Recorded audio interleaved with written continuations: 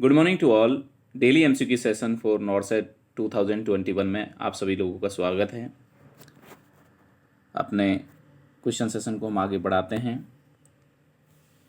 16 नंबर question, Braden scale is use for assessing the risk for. ये जो scale है वो किस लिए यूज़ कर रहे हैं, किस चीज़ के रिस्क हैं उनको आप असेस कर रहे हैं। तो देखो, डेक्यूबिटस, डायबिटीज़ मेलाइटिस, हाइपरटेंशन और यूरिनरी ट्रैक्ट इन्फेक्शंस। शायद आप लोग इस क्वेश्चन का आंसर भली भांति प्रकार से जानते होंगे। देखो बेटा, डेक्यूबिटस अल्सर जो होता है उसको हम क्या बोलते हैं, उसी को हम बेड सोर के नाम से भी जानते हैं। और जो बेड सोर होता है, बेड सोर को मेजर करने के लिए हम 3 प्रकार के स्केल मोस्टली यूज करते हैं। पहला आता है ब्रेडन स्केल, दूसरा जो होता है आपका नॉर्टन स्केल, और थर्ड होता है Waterloo pressure ulcer prevention scale. ठीक है ना, प्रिवेंशन या स्केल बोल सकते हैं। ठीक है, तो ये आपके 3 तरह के स्केल्स जो हम मोस्टली यूज करके चलते हैं। ठीक है, अब इनमें सबसे ज़्यादा कॉमनली जो यूज किया जाता है वो ब्रेडन स्केल होता है। और ब्रेडन स्केल के अंदर हम कितने जो है कंपोनेंट यूज करते हैं, तो इसके अंदर 6 कंपोनेंट होते हैं। ठीक है ना, पहला होता है sensory perception, second moisture, third activity, fourth is mobility, और फिफ्थ इज न्यूट्रिशन, और लास्ट एंड फाइनल पॉइंट जो होता है इसके अंदर फ्रिक्शन एंड शियर होता है। कैसे अप्लाई करते हैं, देखो, अगर आपसे पूछा जाए कि ब्रेडन जो स्केल है उसके अंदर सबसे मिनिमम कितनी मार्किंग होगी, तो बेटा इसमें देखो, इसमें आप एक एक कम से कम एक एक मार्किंग तो देते ही हैं, हर पॉइंट के अंदर एक मार्किंग देते हैं, तो मिनिमम 6 मार्किंग होगी। क्योंकि इसके अंदर टोटल कंपोनेंट कितने हैं, 6, तो टोटल मार्किंग मिनिमम जो मार्किंग होगी वो 6 होगी। और अगर आपसे पूछा जाए कि मैक्सिमम मार्किंग कितनी होगी, तो मैक्सिमम मार्किंग इसके अंदर 23 होगी। 6 और 23 याद रख पाएंगे आप इजीली। ठीक है, दूसरी चीज इसमें क्या क्या देखते हैं वो भी आपको थोड़ा सा याद होना चाहिए, पूछा जाता है कई बार कि इसमें हम सेंसरी परसेप्शन देखते हैं, मोइस्चर, एक्टिविटी, मोबिलिटी, न्यूट्रिशन और फ्रिक्शन एंड शियर देखते हैं। ठीक है, ये इसके 6 कंपोनेंट होते हैं। तो आपको कुछ याद रहे नहीं रहे, इतना याद रखेंगे कि ब्रेडन स्केल के अंदर 6 कंपोनेंट होते हैं। मिनिमम स्कोरिंग जो इसकी होती है वो कितनी होती है, 6 होती है। मैक्सिमम स्कोरिंग इसकी 23 होती है। ठीक है, अब जैसे सेंसरी परसेप्शन में क्या देखते हैं कि वो उसका जो परसेप्शन का लेवल है वो कितना है, उस आधार पर हम 4 मार्किंग तक देते हैं इसमें। मोइस्चर है, मोइस्चर मतलब वो हमेशा जैसे उस पेशेंट के अंदर वॉमिटिंग वगैरह हो सकती है, स्वेटिंग वगैरह हो सकती है, इनकॉन्टिनेंस जैसी कंडीशंस हो सकती है, उनसे कितना गीला रह रहा है वो पेशेंट।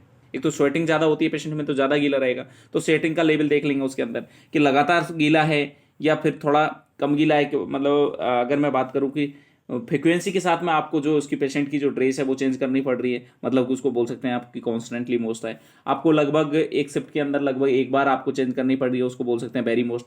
ओकेजनली मोस्ट कभी कभार होता है, कभी कभार वो जो है जैसे कि यूरिन पास आउट कर देता है या फिर जो है फीकल मटेरियल को पास कर देता है, कभी कभार उसके अंदर इतनी ज़्यादा स्वेटिंग हो जाती है और नो इम्प्रूवमेंट, कोई भी दिक्कत नहीं है। Activity, bed fast, chair fast, walk occasionally या फिर वॉक फ्रिक्वेंटली, कितना क्या है उसका हम बता सकते हैं। बेड फास्ट का मीन्स ये है कि वो बेड पे, अब उसकी एक्टिविटी जो है लिमिटेड है, बेड तक लिमिटेड है। चेयर फास्ट का मतलब है बेड से थोड़ा बहुत, मतलब कि थोड़ा नीचे उतर के चेयर पे भी जा सकता है, चेयर पे बैठ सकता है। वॉक ओकेजनली का मतलब कभी कभार चल भी लेता है वो, और वॉक फ्रिक्वेंटली मतलब चल फिर सकता है आराम से। ठीक है, ऐसे ही मोबिलिटी है, ऐसे ही इनमें आपको नॉर्मली ये यूज करना है आपको स्केल। ठीक है, तो ये नॉर्मल बातें थी इसके लिए। और दूसरा स्केल है आपका नॉर्टन स्केल। नॉर्टन स्केल में आपकी जो कंपोनेंट होते हैं वो 5 कंपोनेंट के अंदर याद पूछा जाता है, बट आपको याद नहीं करना है नॉर्टन स्केल। आपको नॉर्मल देखना है कि नॉर्टन स्केल हम किसके लिए यूज करते हैं, बेड सोर के लिए यूज करते हैं। और एक और होता है हमारा वाटरलो स्केल। जो वाटरलो स्केल है वो भी हम किसके लिए यूज करते हैं बेटा, प्रेशर अल्सर या डेक्यूबिटर अल्सर या बेड सोर के लिए इस्तेमाल करते हैं। ठीक है, अब देखो, जैसे यहां पर दे रखा है इसने, जैसे कि अगर मैं बात करूं, अगर 18 से ऊपर मार्किंग आ रही है, 18 से मार्किंग ऊपर है, इसका मीन्स उसके अंदर कोई रिस्क नहीं है, बढ़िया है कंडीशन। माइल्ड रिस्क बोलें तो 15 to 18 के अंदर जो रेंज है वो किसके अंदर आएगी, माइल्ड रिस्क के अंदर आएगी। मॉडरेट रिस्क के अंदर 13 to 14 जो है मॉडरेट रिस्क है। सीवियर रिस्क का मीन्स है इतना, हाई रिस्क जो है आपका 10 to 12, और सीवियर जो रिस्क है वो आपका 9 या 9 से विलो जो कंडीशन होगी वो सीवियर रिस्क की कैटेगरी में आएगी। तो ये हमको पता होना चाहिए। तो इस क्वेश्चन का आंसर क्या हो गया आपका, डेक्यूबिटस अल्सर। इस डेक्यूबिटस अल्सर को हम प्रेशर अल्सर भी बोलते हैं, इसी को हम बेड सोर बोलते हैं। ठीक है, नेक्स्ट क्वेश्चन की तरफ हम बढ़ते हैं आगे। After surgical procedure stocking are usually use to. Stocking क्या है पहले ये देखो सर, ये स्टॉकिंग है, ये क्यों यूज की जाती है? स्टॉकिंग से मतलब ये एक तरीके से बेटा कंप्रेशन देती है। अब जब ये कंप्रेशन देती है तो ब्लड को इकट्ठा नहीं होने देगी। तो अब आपको लग रहा होगा सर प्रिवेंट वेरिकोज वेन, कि वेरिकोज वेन को भी प्रिवेंट करने के लिए यूज कर सकते हैं। दूसरा promote venous return to the heart, के हार्ट की तरफ जो है वीनस रिटर्न को बढ़ाने के लिए। प्रिवेंट द मस्कुलर एट्रोफी, कि मस्कुलर जो एट्रोफी है उसको हम प्रिवेंट करने के लिए, या ऑल ऑफ द अबव। क्या आंसर इसके अंदर हो सकता है? देखो बेटा अगर नॉर्मली पूछता तो हम कह सकते थे कि ये वेरिकोज वेन को भी प्रिवेंट करेगा। वेरिकोज वेन क्या होती है? वेरिकोज वेन ये होती है जब इनके अंदर अब नॉर्मली डायलेशन हो जाता है इनकी, देखो ये टेढ़ी मेढ़ी जो वेन दिख रही है ना आपको, ये है वेरिकोज वेन। जब कोई पर्सन जो है लगातार लंबे समय तक एक ही कंडीशन के अंदर जो है खड़ा रहेगा तो सारा जो प्रेशर रहता है वीनस जो प्रेशर है वो कहाँ लगेगा? उसके जो है लेग्स पे रहेगा, ठीक है ना, क्योंकि उसका जो वीनस रिटर्न है लेग का वो क्या हो जाएगा? रिड्यूस हो जाएगा। तो यहाँ पर जो वेन है वो टॉर्टस कंडीशन में आ जाएंगी, एकदम बिल्कुल टेढ़ी मेढ़ी हो जाएंगी, फूल जाएंगी। उन कंडीशन को हम क्या बोलते हैं? क्या बोलेंगे इसको? हम जल्दी बताइए सभी कमेंट करके, क्या बोलेंगे? Varicose vein. क्लियर?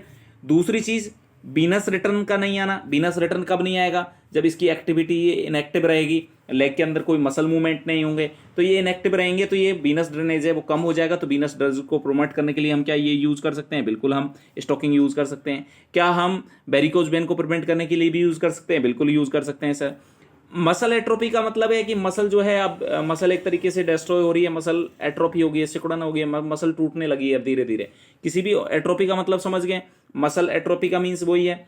तो मसल एट्रोफी के लिए तो ये कारगर नहीं होगी बेटा, मसल एट्रोफी के लिए एक्सरसाइज करानी पड़ेगी, मसल एक्टिव करनी पड़ेगी। तो muscle activity is prevention for the muscle atrophy, ठीक है। वीनस रिटर्न को बढ़ाने के लिए भी हमारे पास में क्या हो सकता है? ये एक्सरसाइज जो है बढ़िया है, क्योंकि मस्कुलर जो पंपिंग होती है वो हमारे वीनस ड्रेनेज जो है, वीनस रिटर्न है हार्ट की तरफ, उसको बढ़ाने का काम करेगी, ठीक है। तो उसी तरीके से अगर मैं बात कर रहा हूं तो ये सारे दो आंसर हो सकते थे। प्रिवेंट वेरिकोज वेन हो सकता था, प्रोमोट वीनस रिटर्न हो सकता था, बट उसने क्वेश्चन में क्या दिया आपको? सर्जिकल प्रोसीजर दिया है बेटा। तो सर्जिकल प्रोसीजर के बाद में ये नहीं है कि पेशेंट स्टैंडिंग पोजीशन में रहेगा और वेरिकोज वेन यहां पर उस पेशेंट को कंडीशन देखने को मिलेगी। तो सर्जिकल प्रोसीजर के बाद में मोस्टली आपको वेरिकोज वेन नहीं देखने को मिलता है।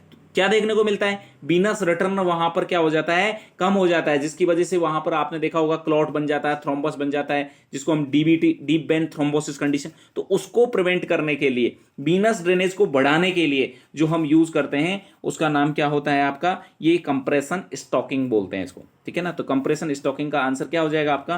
Promote venous return to the heart. Next question, difficulty in swallowing is known as. जो सॉल्विंग के अंदर जो डिफिकल्टी है उसे क्या बोलेंगे? देखो बेटा अब यहां समझना, यहां क्या समझना है आपको? एक मिनट, ठीक है। देखो बेटा दो टर्म होती हैं, एक डिस्फेजिया टर्म होती है और दूसरी आपकी जो टर्म है, दूसरी जो आपकी टर्म है वो क्या है? डिस्फेजिया।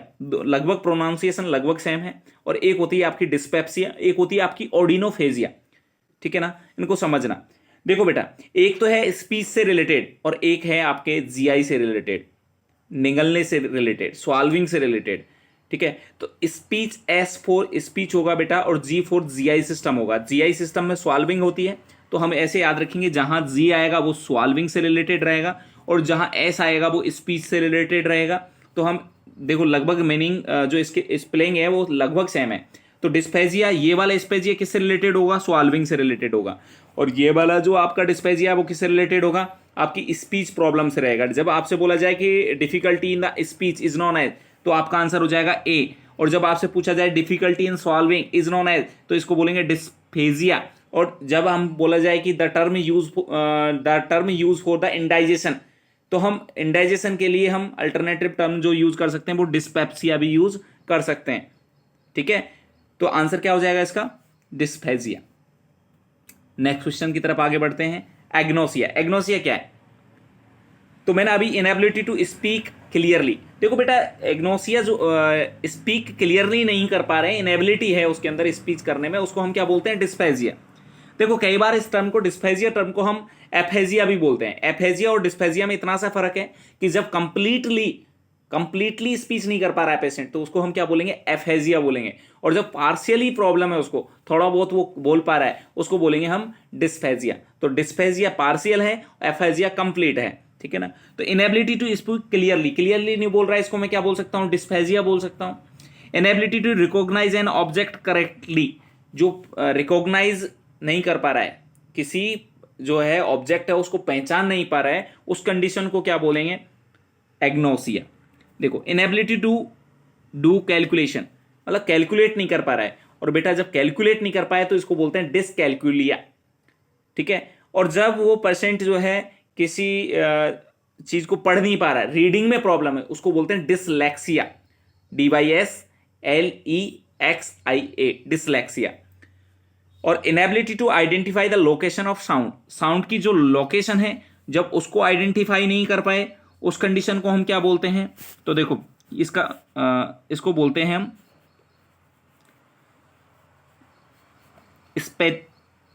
Spatial perception.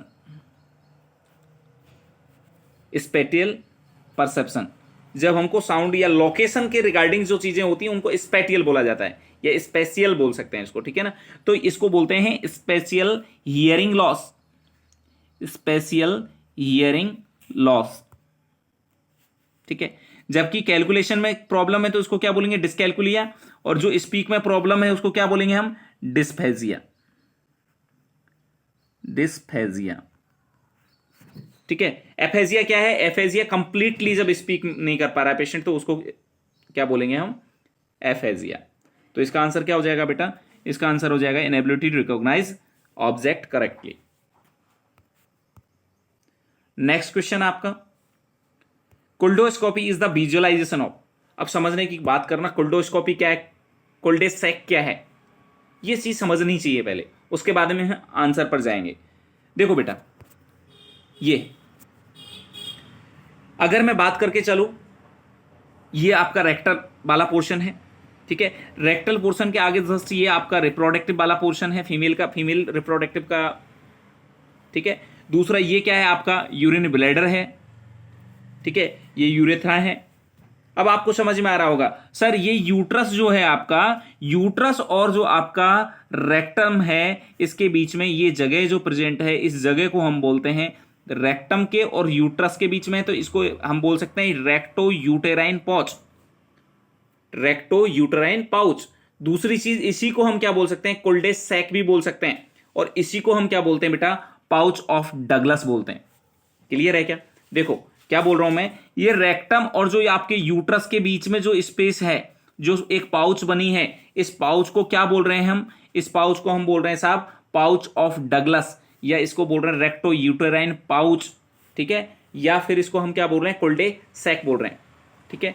अब इसमें मतलब इसमें जाना है बेटा आपको, कोल्डोस्कोपी का मतलब है इसमें जाना है आपको। और कहां से जाएंगे, तो वेजाइना के माध्यम से जाएंगे। अब देखो वेजाइना के ये जो वॉल होगी वो एंटीरियर होगी, ये वॉल जो होगी वो पोस्टीरियर वॉल होगी। तो ये जो फॉर्निक्स होगा, यहां पर जो फॉर्निक्स है वो कौन सा फॉर्निक्स होगा, एंटीरियर फॉर्निक्स, और जो ये फॉर्निक्स दिख रहा है आपको, ये कौन सा फॉर्निक्स होगा, पोस्टीरियर फॉर्निक्स। तो एक्चुअल में हम कहां से जाएंगे, तो अगर आपसे पूछा जाए कि ये स्कोप जो, सबसे पहले ट्रोकार डालेंगे, डायरेक्टली स्कोप कैसे डालेंगे, तो सबसे पहले ट्रोकार जो होगा, ट्रोकार से ओपनिंग हो जाएगी, और ट्रोकार के माध्यम से हम किस में को डाल देंगे, आपके स्कोप को डाल देंगे। कोल्डोस्कोप जो होगा उसको कहां प्लेस करेंगे, यहां पर प्लेस करेंगे। ये आपकी जो सैक है, जो पाउच ऑफ डगलस है, इसमें जाएगा। और इस सैक में जाने से जो यहां पर ऑर्गन्स होंगे उनको हम विजुलाइज कर पाएंगे इजीली। अच्छा,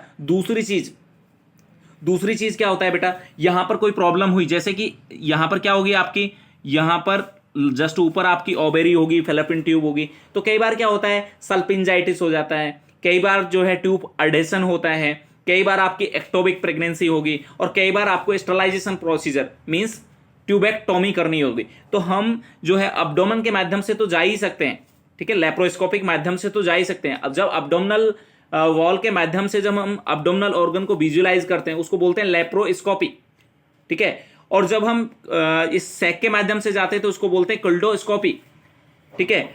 और कोल्डोस्कोपी के माध्यम से हम क्या कर सकते हैं बेटा, एक्टोपिक प्रेगनेंसी के लिए इसको यूज कर सकते हैं। दूसरी चीज ट्यूबेक्टोमी में भी यूज कर सकते हैं, इससे विजुलाइज करेंगे और जो प्रोसीजर हमको परफॉर्म करना है उस प्रोसीजर को यहां से हम परफॉर्म कर सकते हैं। तो ये आपका हो गया।